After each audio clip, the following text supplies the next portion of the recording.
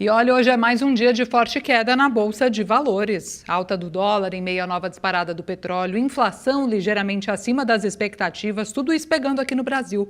Então vamos conferir ao vivo com o repórter Léo Valente como é que estão os negócios no mercado neste momento desta quinta-feira.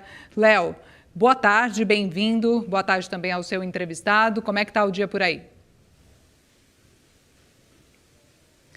Oi, Natália, boa tarde para você, boa tarde para todo mundo. A gente estava acompanhando aqui o movimento na Bolsa, queda de 2,47%, aumentou um pouquinho mais agora, perto de 2,7%, aos 179 mil pontos, com mais informação agora chegando para o mercado para analisar também, depois dessa coletiva do governo federal, falando sobre as medidas que vão ser tomadas para tentar proteger o consumidor, para tentar proteger a população dos possíveis efeitos que já são esperados dessa escalada no preço do barril do petróleo no mercado internacional. A gente já viu aí que chegou aos $100, a média entre os dois tipos, Brent e o WTI, e a expectativa, o temor, na verdade, é que isso tenha algum impacto que ainda não foi sentido nessa última divulgação do IPCA, que teve um impacto principalmente no transporte, mas no preço das passagens aéreas e também nos reajustes da educação.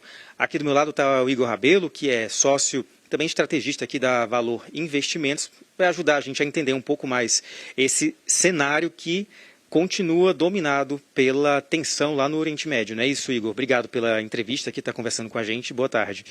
Boa tarde, Léo. Boa tarde, Natália. Boa tarde a todos que nos acompanham. E é isso aí.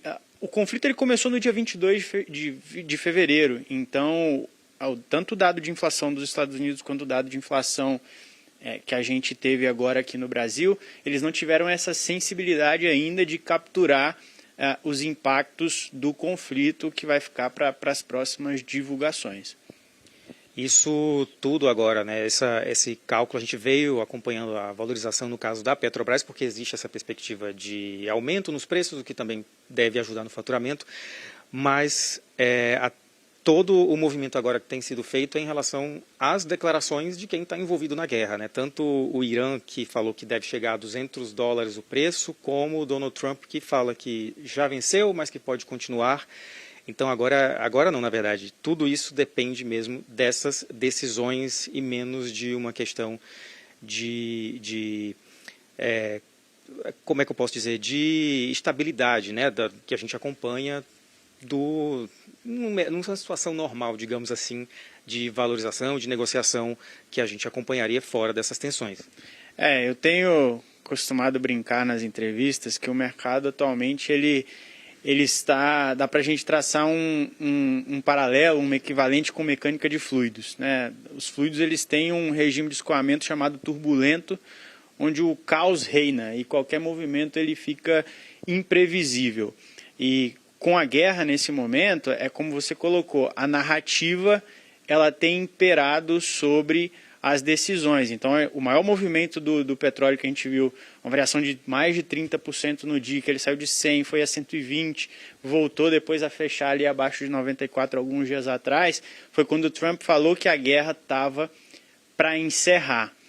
Só que ninguém sabe de fato quando isso vai acontecer. No primeiro anúncio dele, ele falou que era um conflito de 5 semanas, depois membros do próprio governo falaram de um conflito de 2 meses, depois ele voltou a falar que o conflito estava em término iminente, porque ele já tinha eliminado a Marinha, ele já tinha controle sobre o tráfego aéreo do Irã, e eles não tinham mais comunicação. Foi quando o petróleo teve essa reação mais forte, de cair de 120 para voltar abaixo dos 90 dólares.